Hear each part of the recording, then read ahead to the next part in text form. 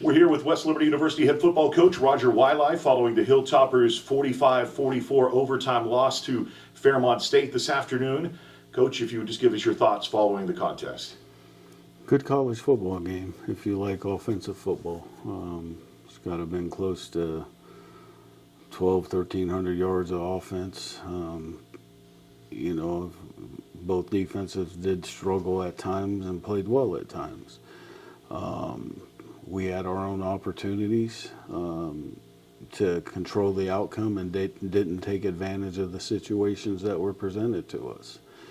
And again, you look at one-score games, and I've said this for years, it's never just one play that costs you the game. It is a combination of 3 or 4 or sometimes even 5 plays that determine the outcome of the game. And in this one, there's a couple plays that we didn't execute offensively too that could have put the game away. So, overall our kids are playing hard. We don't look like a 7 football team out there, and hopefully we can get over this hurdle of winning close games.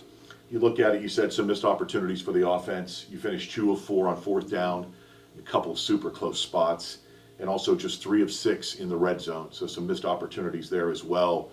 So opportunities, as you said, even though you score 44 points, you did have a chance to even add onto that total. Yeah, and when I say opportunities, the 3rd and 4th and short on our last series of regulation, and obviously we don't have replay. I thought he got to with a spot, but it's not my opinion that counts. It's wherever they put the ball, and you got 4th and 6 inches. You got to hope that when you got one of the best running backs in the country, you can get 6 inches, and we did not execute or get the push we needed. And we played well offensively and on the offensive line, and that just goes to show you that a couple letdowns here or there can cost you a game. Hey, you talk about your running back, another 4th straight game where he's over 100 yards. He was over 200 yards again, 220 yards. He added another 44 yards receiving, so 264 yards of total offense for Hunter, and 2 touchdowns on the ground as well. Your running game was excellent, really. You had another 159 from Jackson. He also had a touchdown. As you said, plenty of offense, really. 74 plays for you guys, 652 yards of total offense. But the offense was making plays throughout. You were moving the ball well. Yeah, we moved the ball well, but, obviously in games there's going to be big plays. And, we could have controlled our own destiny not going into overtime with just converting. I don't know if they would have had enough time left because we would have got 4 more downs there. 4 more downs, we're only going to have 1 timeout left or no timeouts left. And so it would have gave us the opportunity just to take the knee and we'll walk off with the victory.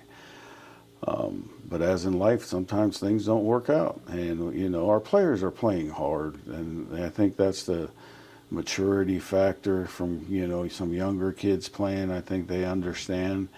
And, I preach to them all the time. Execution, playing hard, that gives you the chance to win games. Now you got to make plays to win the game. And it's the 2nd consecutive week we've had opportunities and didn't make the right plays, whether it's offense, defense, or special teams. I guess this probably could have been my first question, but the decision to go for 2 at the end, was that your thought the whole time, that after they scored, if we score a touchdown, I'm going for 2, I want to try to win it, I don't want to give them another possession? Yeah, and even when I was an offensive coordinator, I thought we had something that was easier for us to convert than us to stop them, and that's the decision I made. And if 100 times it presented itself, I'm making the same decision 100 times. We had 2 guys wide open. Either guy could have stepped to the ball and caught the ball. The problem is the DB stepped to the ball and knocked it out. And that's what happens sometimes when you get wide open as a receiver. You're just worried about making the catch instead of going to the football. So, no, I knew, when they scored, I told the offensive coordinator, I told the defensive coordinator, we score, we're going to win it. And, you want to blame me. But I've been that way. I think if you look throughout the history in our overtime games that we've won or lost, it's been on those. And maybe because I'm an offensive coach, I want to win in the war. I don't know what it is, but I've always, even as a coordinator, have gone for two and win the game if we are on offense second. Now, if we're on offense first, I always kick the extra point. Well, you look at the fact that they'd scored 45 points on you. You really hadn't come up with a lot of stops, especially from the fourth quarter on. So here was your chance to win it, walk off the field, and not give them the ball back. Well, that was actually my thought why I wasn't going to do it, because we played pretty good goal line defense against them. Yeah. And then I was thinking, you've always, and I just went back, you've always done the same thing. You've always gone for two if you're second. And, that was thinking from a young coach, and I guess it stayed on with me. And like I said, 100 times out of 100, I'm going to win the game.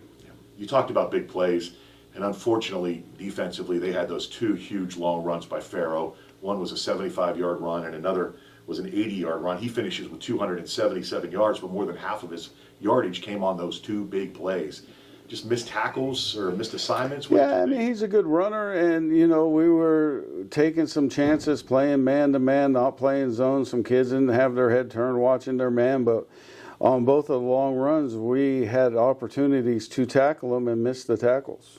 Yeah, and you look at, your quarterback didn't throw an interception today, but unfortunately Patterson, I think, trying to make a play on that halfback throw turns into an interception in the end zone.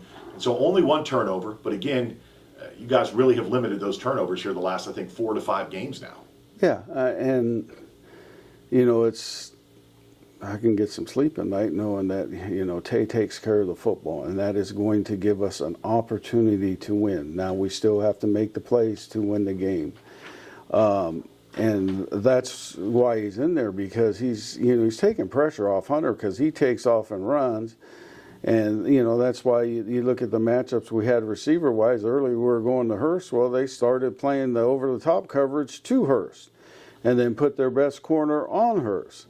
So that meant the other receivers had to start winning. The tight end got loose. So there were some things, it's just a chess game, so to say, on what they want to do. And we knew as soon as he first play, when he caught the touchdown pass and we came right back to him, he made another catch, they rolled out of bounds. Right then, a good coach should adjust, and they adjusted and moved, their corner on him all day. He was just lining up on him.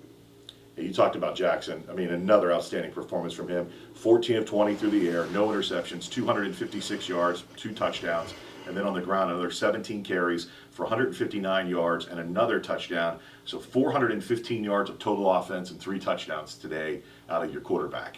Yeah, and if you get those, and here's the thing, and that's why I've never been a big numbers guy, because numbers-wise, offensively, you think if you score 44 points or 30-something points, you should win the game. But in the same sense, the offense had opportunities to seal the game, and we didn't. So you can't point the finger in any one direction in when you get a score this close. And there's people that, the defense gave up 40, or they went 97 yards in whatever time it was, and they held them to a field goal to take us to overtime. Yeah. And you win the time of possession battle big time by 17 minutes almost. 16 minutes, I think, in about 52 seconds. You had the ball 38 minutes and 24 seconds of that game today. So really, you did what we talked about earlier in the week. You said the best thing was keep their offense off the field, and for the most part, you did. They had the ball less than 22 minutes. Yeah, but the big thing is, if you look at the big plays they had that matriculated the ball down the field, is what cancels out the time of possession. Yeah. And but we, offensively, the game plan, Coach Dakota and his staff offensively did a phenomenal job coming up with a game plan that, keeps them off the field. That's what we wanted to do. And again, you can execute your game plan to a T, but you still had an opportunity on the 4th and the 6 inches, or in the 3rd and 8 inches, and didn't get it. Yeah. But 2 games left. And as you said, I agree. The fight that this team has shown these last several weeks, and even especially last week, and then again today, you've got to be proud with the way these guys continue to fight. How do you make sure that happens for 2 more weeks? You hope they have some pride to them. That's the only thing. The last game is a rivalry game, so you can throw out anything. It doesn't matter if somebody was 10-0 and somebody's 0-10. It's a rivalry game. Anything can happen. This one against Charleston, and if you're no kids, they're probably going to underestimate us. And, our job is to go down there and play the same way we've been playing and give ourselves an opportunity. And if we do that, we can come out victorious. And that's the one thing with this conference. I mean, you can look at today's score. It's so evenly matched, and that's why sometimes officiating gets involved when everybody's even. They can turn, and here's the thing. It's not so much a play that official makes that causes someone to score or somebody not to score. It's the mental effect that they have on these young men that they can't overcome. And we preach nonstop. Only control in life what you can control. That is yourself. We're not going to ever be able to control the other team. We're going to try to by doing things fundamentally sound and those things. And no matter what sport you play, other than if it's in golf, you're not going to control the officials. Officials are going to call what they see, and that's it. And if you're worried about the officiating, you're worried about the wrong thing. Hilltoppers fall today in overtime, 45-44 to Fairmont State. They're on the road next Saturday at Charleston, and then the regular season and home finale on Saturday, November the 15th. The game will kick off at noon at West Family Stadium against Wheeling University. Coach, thanks so much for your time. Thank you.